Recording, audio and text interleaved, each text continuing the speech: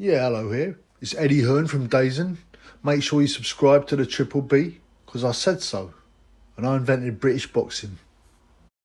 Oh, yeah, hello, Wagwan. So, yeah, the big news allegedly in boxing, yeah. Is Gay J has gone to Dazn, not Sky. Now, we talked about this before.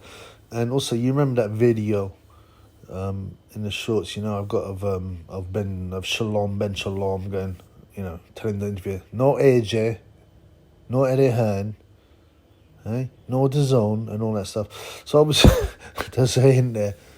Yeah, the Gay J was not hanging around for Sky Sports.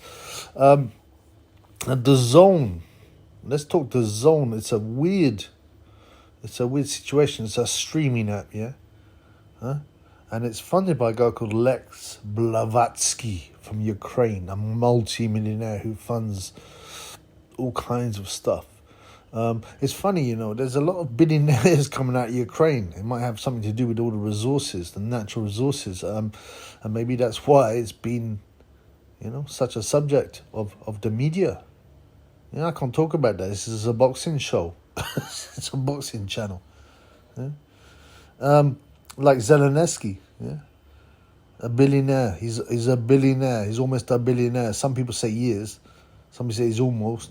He's got a £35 million mansion in Miami, and he's meant to be the hero of the free world, looking after the good people. If you believe that, man, stay off the crack pipe. And so this Blavatsky, I don't know much about his origins. I guess you can probably search the Wikipedia early life section. Yeah? But he must have big pockets, man. He's already lost billions to Dazn. Now, I think the future is streaming. It's going to happen, but it's still in its infancy, in its early days. It's an app. It's not easy for especially the older generation to get around. Some of them don't even use the internet. Yeah, it's not easy to put on your television. You might got to cast it, or you've got to have a TV where you can what's it called? You can show the Dazn app. I don't know. I can't. I got Now TV, which is whack anyway. It's Sky. It's a Sky thing anyway. Now TV, man. Most of these media agencies and companies are owned by a small number of people. I think something said in the US there's like 6 companies that own almost every single media outlet, and in the UK, yeah, you got like all the local ones be bought up by Trinity Mirror and other things. It's all a lie, man. They pretend to have different brands and different opinions, but basically they want the same thing, which is to fulfill the agenda, the bankers' agenda, the real rulers of the world agenda, right? So, you know what? I mean, it's the zone, has been spending money in the hope that they can get a return on it, and so far they haven't managed to get anything big, certainly in the UK, yeah. According to my data, there's 250k subs in the UK and about 11.5 mil in the world, because they're global and they want global. Yeah, and I think we'll get to the stage where every niche sport certainly is pay-per-view in some manner, or you got to choose a subscription plus pay-per-view. Now, DAZN used to say game changed. Yeah, that'll just be a subscription fee. They'll never do pay-per-view. Tyson, my dog, snoring a lot. And again, he does it after a big walk. Now, but back to DAZN. So, they got the rainbow DAZN logo. I mean, why would you... What does DAZN, a sports channel, got to do with Batty business, you ask? To any consumer, I mean, why is this going to appeal to anyone?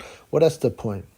Yeah, all these big corporations are in league with the big money to push an agenda as well. And, they'll lose money. They'll create crazy adverts showing all kinds of degeneracy, yeah, that don't appeal to the majority of the population, right? Yeah, to push a certain agenda, to push a lifestyle, a degenerate lifestyle usually. Anyway, so how much did DAZN spend on A Gay? He's still a big name, and they've got one of the biggest fights coming up, if it happens, against Usyk. Yeah. The other thing is, right, so not only has A Gay been signed, yeah, as a boxer, yeah, he's become a shareholder, a special advisor, a brand ambassador for DAZN, as part of his new deal. Yeah, is a special advisor, his role. Joshua will join Dazn Strategic Advisory Board. Now, what does Joshua know about business? You know, he'll know a bit about the boxing business because he's been involved, but this is great big burly behemoth buck. Don't know nothing. He probably can barely count up to 10. They try and pretend he's really bright. He plays chess. Well, we all know what that's about, playing chess. Yeah, when you do that, when you're a big athlete, you know what it says. It says you're part of the society. Yeah. And they say, so his rematch was allegedly 3 days ago confirmed with Usyk, signed and confirmed, Danny Hearn said, for August the 20th in Saudi Arabia. But they still haven't booked this venue. There's rumours, but they haven't booked it. I mean, will it happen? I mean, I don't know. I mean, why would you take on Joshua, who admittedly is a big name, yeah, especially in the UK, and you know, you think, well, that's going to increase your customer base. Yeah, it will. But he's fighting Usyk, who gave him a pasting last time out. And most people expect that to happen again. I wouldn't be surprised if something dodgy happens and they get Joshua to win because they got so much money in Joshua. Yeah. I mean, there's things they can fix. They can buy Usyk. Yeah, obviously they'll buy the judges and the ref. They've done that before, but even that can stop Usyk from winning. But there's all kinds of other stuff they can do to mess Usyk around. I mean, I would think, right, if I was signing Gay J, I wouldn't, unless I could definitely fix that Usyk result, I wouldn't want him to fight Usyk. It's too dangerous. I'd say, look, man, it's a comeback. I'd make up some excuse for how he shouldn't fight Usyk. Oh, you know, unfortunately contracts can be agreed on and blah, blah. Oh, the contractual rematch clause has run out now. And, oh, we had so many problems because of, you know, C19er, if you know what I'm talking about. You know, there'll be all kind of bullshit excuses. You know, remember Sky and boxer Ben Shalom just signed Joe Parker. You remember he was meant to fight Joe Joyce, yeah? And then it's telling me, oh, Joe Joyce can't fight because his wife is having a baby. I mean, that is the wackest excuse ever. And then it comes out, of course. It's got nothing to do with that. Nothing to do with that. It's because Joe Parker was about to sign a big deal with a boxer, XX boxer in Sky Sports. You know, Ben Shalom, the creepy serial killer who's just come out of nowhere with no experience and not much business background. And now he's calling the shots at Sky Sports. He's another guy that needs to be exposed. So, you know,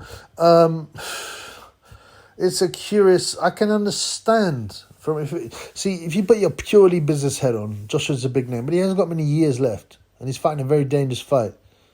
So why would you spend that much money, yeah, give him that much, the shares, you know, the brand ambassador stuff, all the special advisory, these are paid. Yeah, these are paid positions, and he's not going to be expected to do much. He's just going to be a face, yeah, a talking head. Yeah. Now, I'm very suspicious of this. Firstly, I'm suspicious about the Usyk fight. I think it'll either get pulled or they'll do everything they can, including possibly trying to bribe Usyk to make sure Ege wins, because then it becomes a huge story. Yeah. With Ege losing, he's not a nobody, but he's like, oh, okay. And he's no longer the big name. He's not got the power, the oomph behind him. And he's not a big deal anymore. He's another guy. And he might even be mocked, you know, because he talks big all the time. And then he got taken apart by Ruiz. He's knocked out by Ruiz. Yeah. And then he got completely outboxed by Usyk. And then if it happens again, I mean, people are going to think he's a busted flush. So why do they want to risk that much money for him?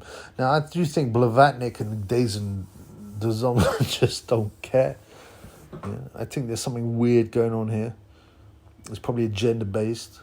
Because all these corporations, people think they're all businesses and they're hand in hand. If all these big corporations are businesses, people like Twitter would not spend so much time banning so many people, so many big accounts. And that's how they make their money, Twitter. Yeah, they make their money through advertising. So they got a big account, someone comes on, yeah, and has a look, say Donald Trump they banned, right? He had over 1 million followers. And so that would have brought in some decent revenue. They put the ads, they put every time you go go on the account, the Twitter accounts, there'll be adverts, and some people will click on them. That's how they make their money. So why would they ban endlessly all these accounts, which loses them endless money if they were a true business? Because they're not a true business. Twitter is another arm. It's a communication arm. Oh, it doesn't matter what you call them, Illuminati, NWO, elitist bankers, global bankers. They are deliberately shaping what people think and what people see. And that's what it's about. Yeah. So that makes me think, well, what could Gay J do that is so powerful and big for the reasons of agenda? Now, I've said for a couple of years on the old channel and stuff that Gay J will come out because he's definitely into batty business. AKA Skins was a long-term boy. Now he's replaced him with, I think, Angel Fernandez and some other side men. Some side, well, they wouldn't be side chicks, but you know what I'm saying, man. Some pieces on the side. And he will come out eventually, yeah, because they've been pushing this a lot in boxing, especially. They want to show that one of the most macho sports. Oh, look, it's all right to be batty mans. Oh, all these straight guys. And if you look on Twitter, you search for Anthony Joshua, GAY, yeah, and you will find endless posts. They could be bots. They could be paid. I don't know. Because well, obviously I'm not a batty man's, but I would AJ, yeah. They're pushing that. So the ultimate, what would you say, PR stunt, if you like, would be Gay J coming out after a fight, especially after a fight, and saying, yeah, I'm into batty business. And then suddenly everyone will be like, oh, isn't that great? He's so brave. Oh, imagine the courage it takes. What a load of nonsense. It's so much. It's become the most protected, yeah, most protected kind of theme that there is. You can't criticize. You can't. If you do, you're wronging. Apparently, you're homophobe. Yeah, as a Ricky Hatton would say. And there's nothing wrong with dressing up women clothes and having a gimp mask and all that stuff's completely normal. They're pushing degeneracy. And they will use Gay J for that. Yeah? When will he come out? I was said it will be after, he stopped boxing because they still believe it will have an impact on his sales.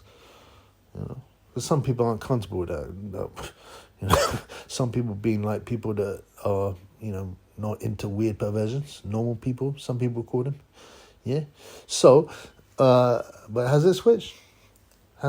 Will Gay J come out maybe after a big fight? Maybe after a loss? And he'll probably go, I couldn't concentrate properly because I knew I was living a lie and I was a secret batty man, all that kind of stuff, man. And don't give me none of that stuff about his kid who he denied for 6 months. I don't know what's happening there, if it's really his child, but he said it was impossible. But, a lot of batty business guys, have kids with women. And that means they must have been attracted to women, got some wood, and busted a nut. Yeah? I mean, you can't get wood and bust a nut to something you don't fancy. It's not a trick, man. You gotta be inspired. So all these guys, I mean, a lot of people would say it's a perversion. It's kind of perversion, but why are they pushing perverted behavior? Well, breaking down family values. Some people say it's a satanic thing. We'll get to see that. But yeah, so AJ is signed to Dazn now, and he's got all these benefits, and he's going to make a load of money for bending over, metaphorically and probably physically, and